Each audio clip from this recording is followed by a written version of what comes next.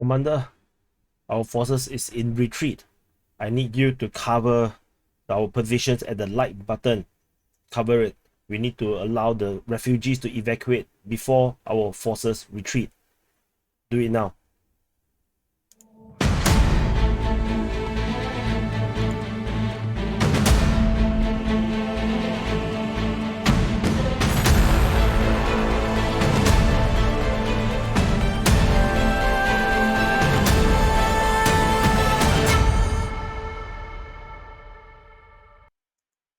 Hello everyone, this is Defense Politics Asia, and this is the summary for the day of 200. Freaking hell, we have already covered the war for 200 days. So for the 11th of September, which is 9/11, maybe there is something to do with this, 9/11 day 200. Okay, anyway, let's start off.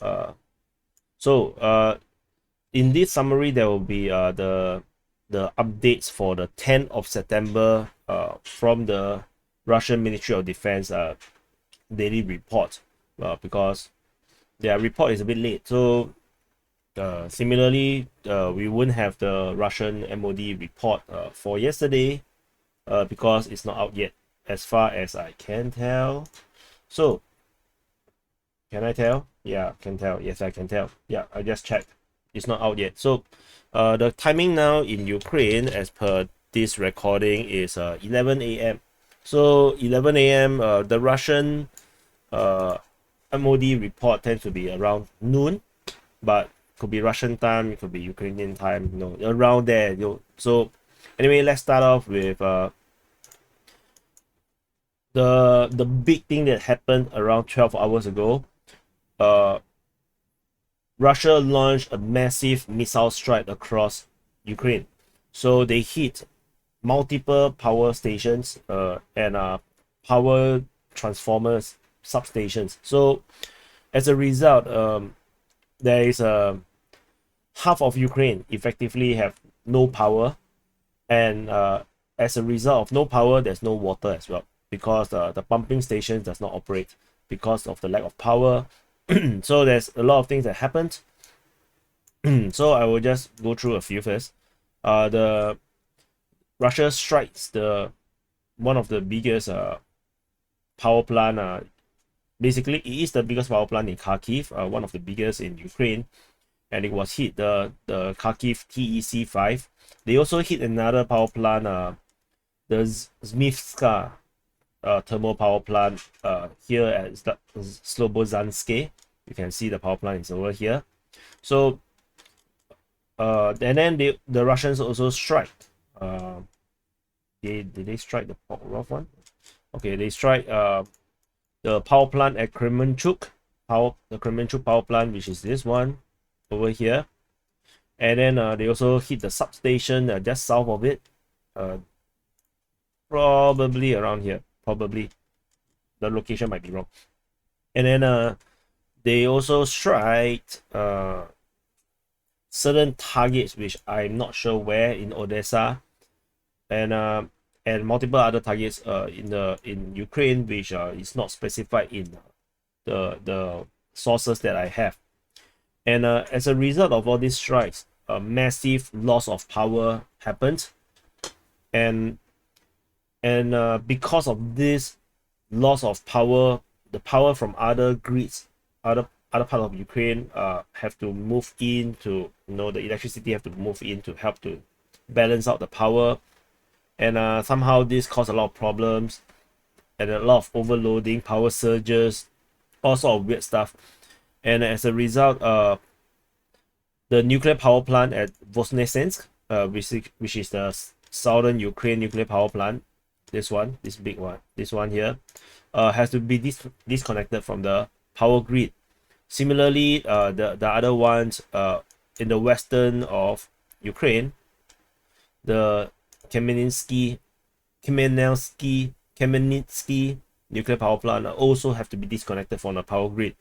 So they turn it off because they try to keep the system from crashing. Apparently there are something to that will cause the nuclear power plant to have some problems due to all this situation.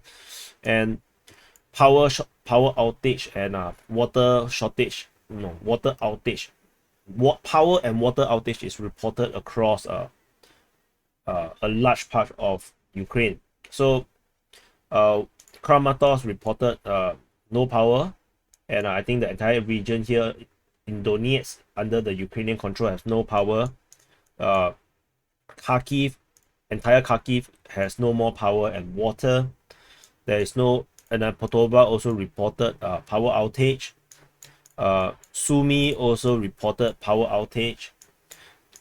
And then Zaporizhzhia under the Ukrainian controlled areas also reported power outage. Kharkiv surprisingly did not have a report of power outage, maybe because they use power from hydroelectric, maybe. And then Odesa also reported power outage.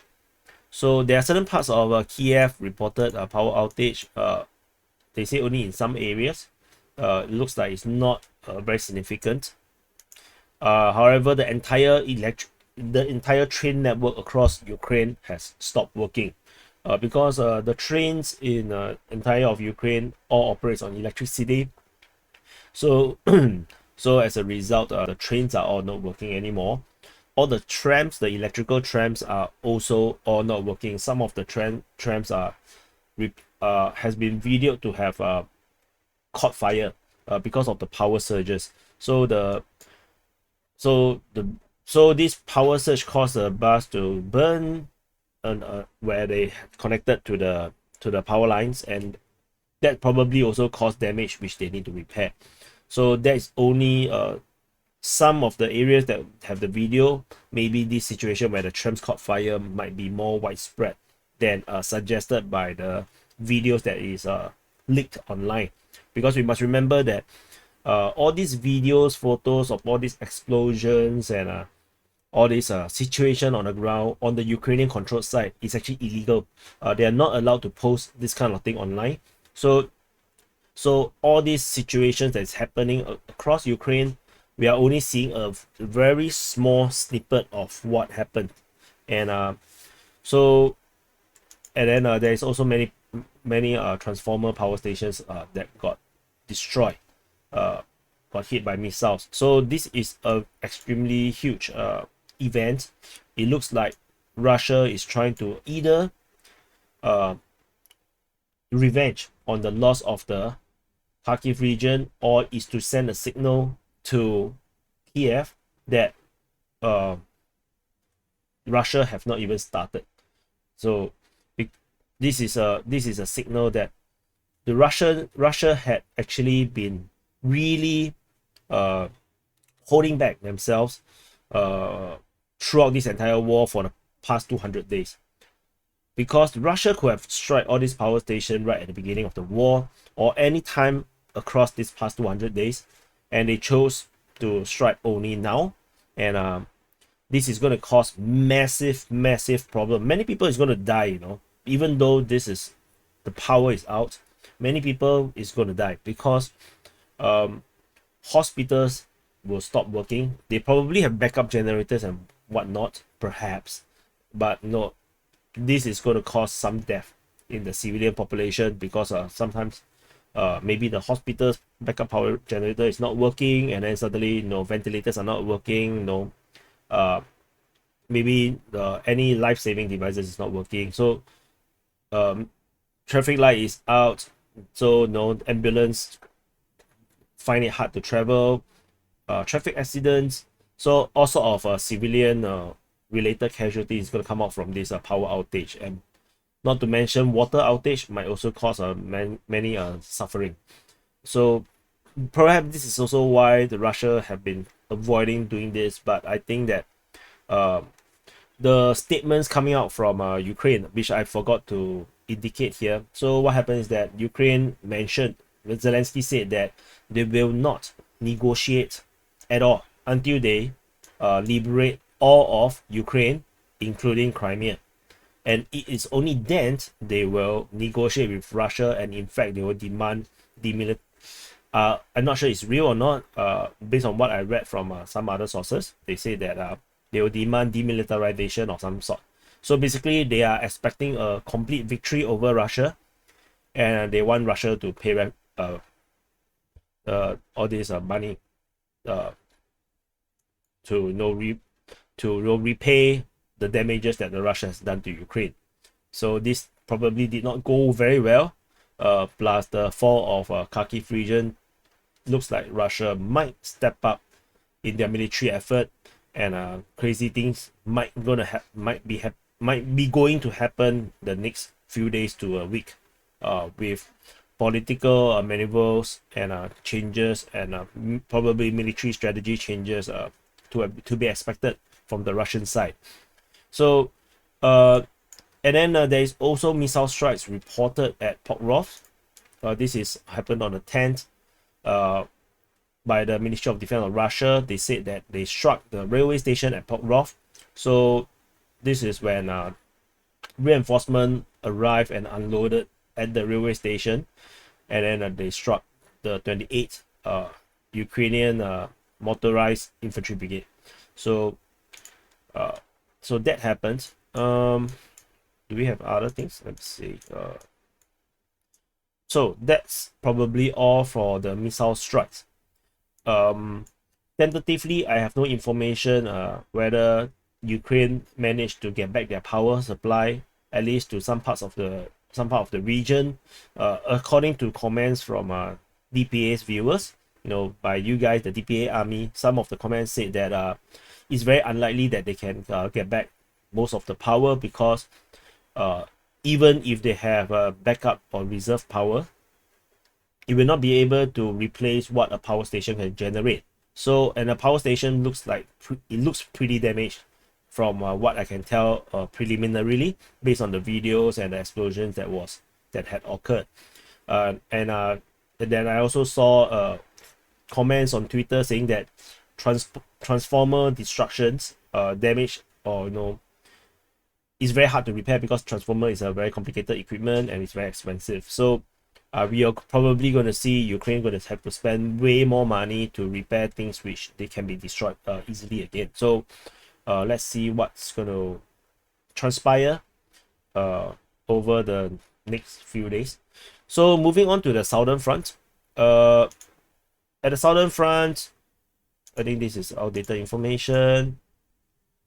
So there was a attack on Oleksandrivka, which I have already reported. This is grayed out. So nothing happened. Oleksandrivka tentatively under our mapping is still under Russian control. Then I understand there will be mappings outside putting Oleksandrivka under Ukrainian control, but tentatively, as per DPA's monitoring, we do not have evidence to show that Oleksandrivka is under Ukrainian control, because RT reporters reported from the ground there just a few days ago. There's nothing happening because Ukrainian effort is all concentrated over at the Kharkiv region.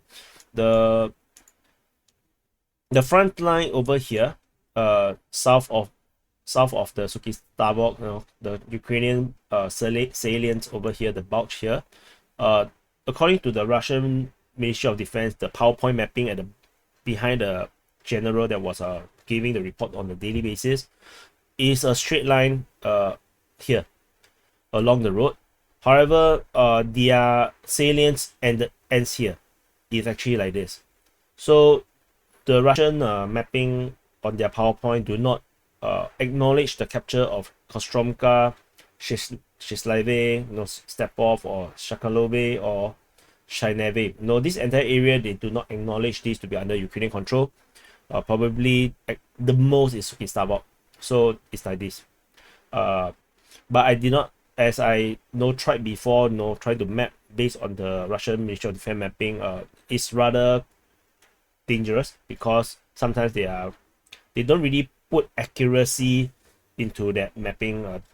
They don't focus that much on it. So I just want to highlight that the Russian MOD at least acknowledge that they do not have positions over here anymore.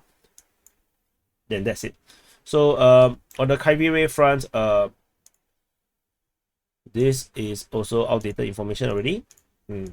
Yeah, because the way how I was try to map all the things. I wasn't very paying that kind of attention. So anyway, nothing on Kharkiv as well. So that's all from the southern front. Moving on to Zaporizhzhia. Zaporizhzhia, of course, is having a blackout. So the information yesterday was that Zaporizhzhia nuclear power plant has entirely shut down. So according to the head of the Russian nuclear agency, he said he told Interfax that the last power unit of the Zaporizhzhia nuclear power plant has been shut down, and is currently being switched to a cold state. So this comes before Russia decided to hit all these power stations in Ukraine. So they previously, before all this shelling on the Zaporizhzhia nuclear power plant, the power plant was still powering Ukrainian controlled territory. So despite that the Russians controlled this, they continue to provide power across to the Ukrainian controlled side. Then after that, things got worse. The Russians have plans to disconnect it from the Ukrainian power grid, and I don't know which one will come first, but the Ukrainians started to shell Zaporizhzhia nuclear power plant and make plans to recapture it, and also trying to get IAEA involvement to maybe because of the Russian plans to disconnect, or the Russians see the attack and then they decided to disconnect. Either one,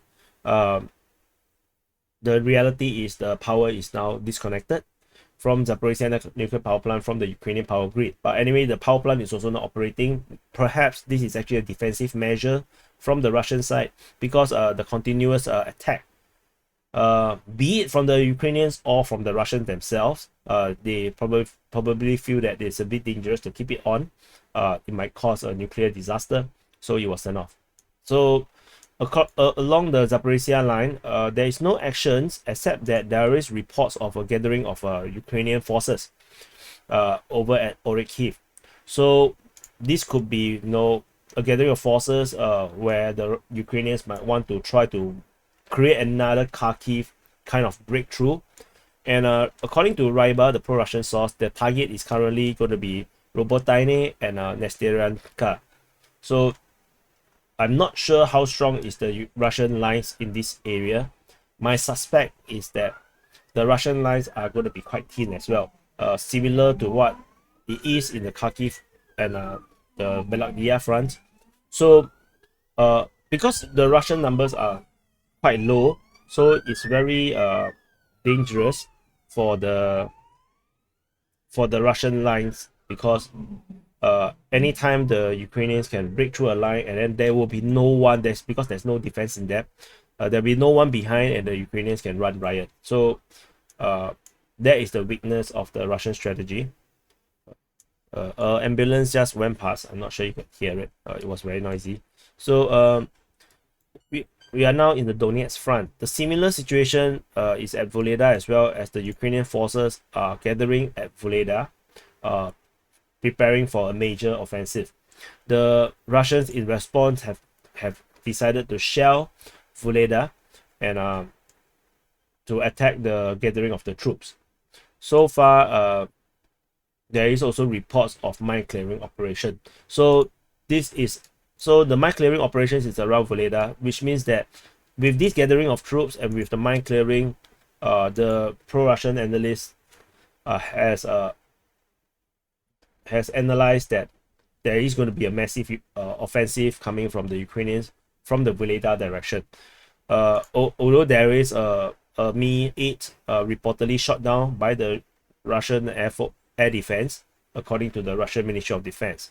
So Vuhledar will be one to watch, the one place to watch for the next few days, whether the Ukrainians will be able to launch this attack.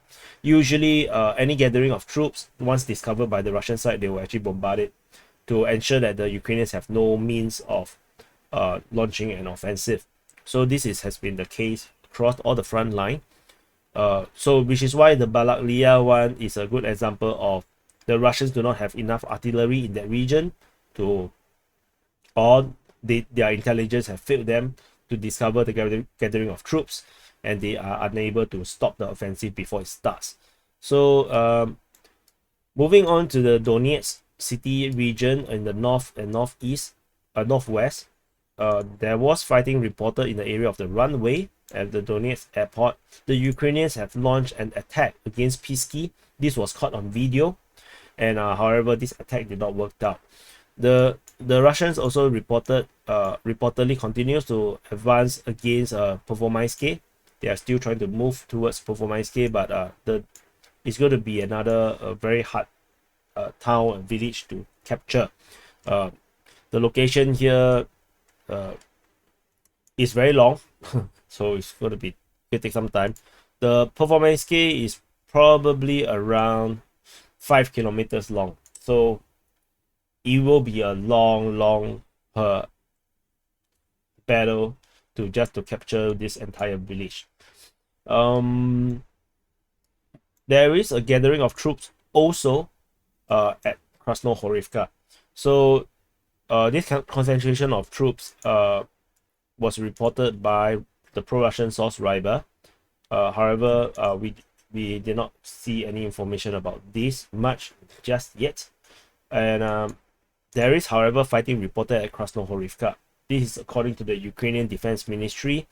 But this one is not so clear if this is the Krasnohorivka that was attacked by the Russian forces, or is it this Krasnohorivka over the west side of Mykolaivka. My guess is this one. So that's all from the Donetsk Front. Over at the Bakhmut Front, the Russian forces have captured Mayorsk. So according to multiple pro-Russian sources, they said that the 3rd Brigade of the Donetsk People's Republic and the Wagner private military contractors have taken over the position at Mayorsk. However, this is disputed by the Ukrainian Defense Ministry. In their latest report, they reported that they actually repelled enemy attacks near Mayorsk. So we shall see, how this goes. Depending on where the next fighting is reported, we will know whether Mayorsk is actually captured or not. Russian attack continues at Mykolaivka Druha and Zaitseve, as well as at Vesela Dolyna. So this situation unchanged. The Russians continue to push, and there's no reported fighting at Bakhmut though, but there is fighting reported at Soledar. Bakhmutske has been a bit quiet. I'm not sure if the Russian forces actually have captured it. It has been quiet for some time already. And that's all from the Bakhmut Front. Over at the Siversk Front, the Ukrainian forces previously launched an offensive towards Lysychansk in an attempt to build on their successes. They attacked Zolotarivka, Mykolaivka, as well as Sperne. However, this attack was repelled. So there is no more fighting reported in this region tentatively. And the gathering of troops at Serebrenka also doesn't seem to have crossed the river. It looks like it is probably redeployed to Zakine, and they actually make the crossing at Zakine. They made a pontoon crossing, and they are traveling northward. According to pro-Russian sources, the aim of this crossing is to build a bridgehead so that they can actually go for Crimea over here. So which does make sense, which is probably what I will do as well. They go here, take Yampil, go north. They don't take Toretsk or Zarechny. They can actually cross through the forest and attack Crimea. The chances of Russian forces making defensive position here is probably very unlikely. So currently the fighting is still at Yampil. The Russian forces continue to hold strong at Yampil. So now we are at the Slovyansk Front, where the Lyman Offensive is still ongoing. In the latest information coming out from War Gonzo, the pro-Russian media, they reported that NATO instructors were involved in the battle in the Lyman region based on radio intercepts and data obtained with communications with prisoners. So POWs actually also gave this information. So at least several officer groups consisting of NATO instructors are stationed near Slovyansk at Ivanivka and the Mykolaivka region. So these NATO instructors are from Poland and UK, and for the Polish they are supervising in terms of the combat of the M777 self-propelled gun, while the British are actually instructing or guiding the use of the HIMARS and M270 and all its variants, because there are variants of the M270 being donated to the Ukrainian forces. Tentatively, the strength of the Lyman Offensive is actually up to 2 fully equipped BTGs, including 2 companies of tanks. And there's also reportedly another 1,000 these kind of soldiers. I'm not so clear about who are the Teroborons.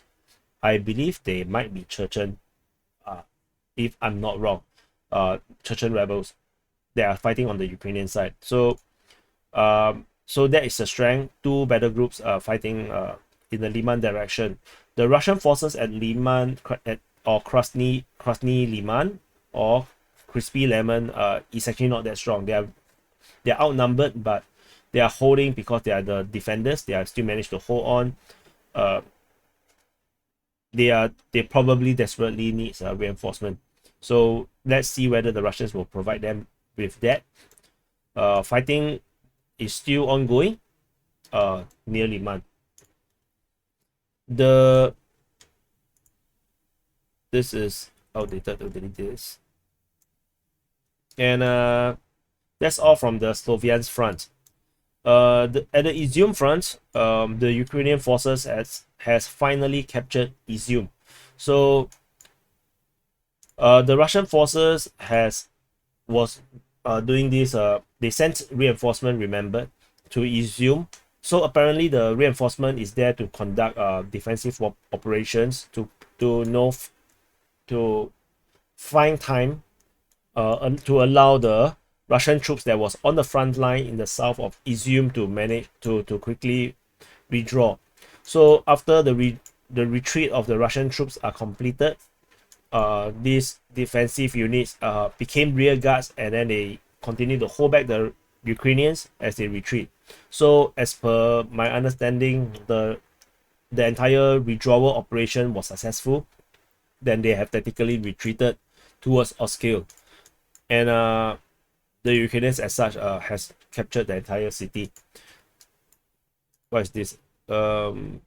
Yeah, and then there was this rumor coming out from this pro-Russian reporter Anna Dogareva.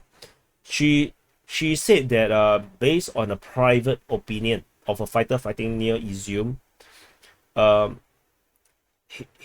he said that the Ukrainians actually have a lot of mercenaries and special and a military specialist from Europe within their ranks in this offensive at the Izyum or the Bakhmut region. So then the fighter shared. This fighter is actually on the Russian side. They say that they actually originally have enough troops to defend. However, they began to be withdrawn in the beginning of September. So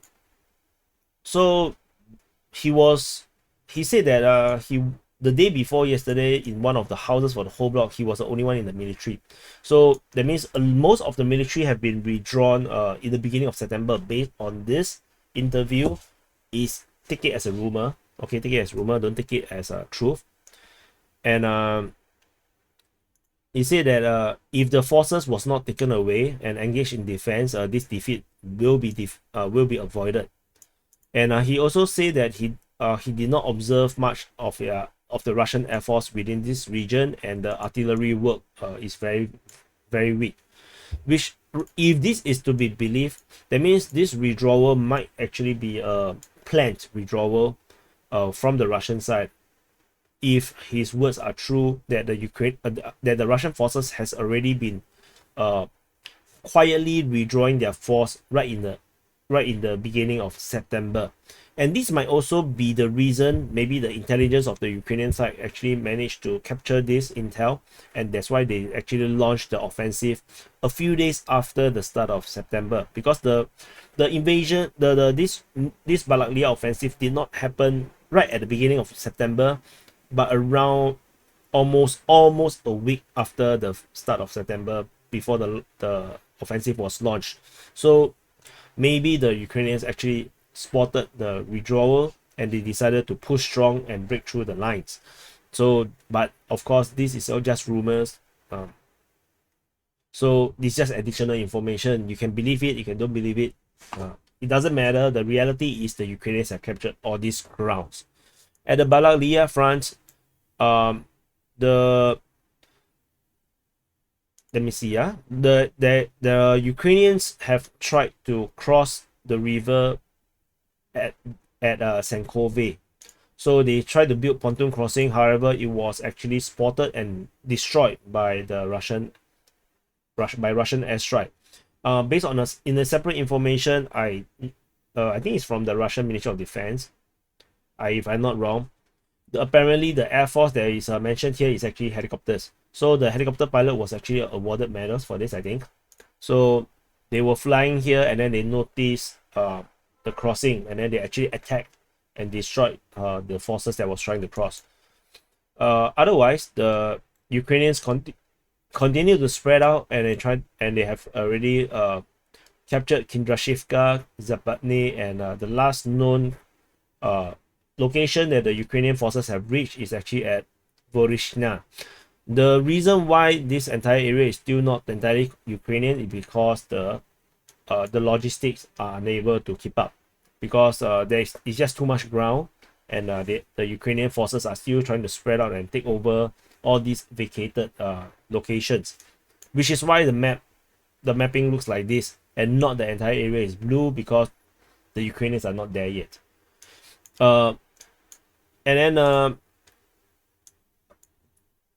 on the yesterday's Russian Ministry of Defense report on their mapping on their PowerPoint slide that was on the back of the reporting general, they have actually removed all Russian controlled territory in the Kharkiv region. So there is no more, so which means that they're actually signaling that they're going to do a complete withdrawal from the Kharkiv Oblast until the Oskil River. So they are still going to hold the eastern side of the Kharkiv Oblast on the eastern side of the Oskil River, but everything on the western side and southern side, they will be giving it all up. So that's the first signal that the Russians are actually withdrawing wholesale from this region. And then at the same time, information came out on the pro-Russian side on Rybar that the Russian forces are withdrawing from Udi, from Kozacha Lopan, as well as from Mali Prokodi. And later in the day, we received information from the from Rybar and pro-Ukrainian sources that the Ukrainians have actually moved forward and they have captured Hoptivka and Lipsy. So the Ukrainians are quickly overtaking the Russian vacated areas. So this will be the last time we will see the Kharkiv front, the happy front.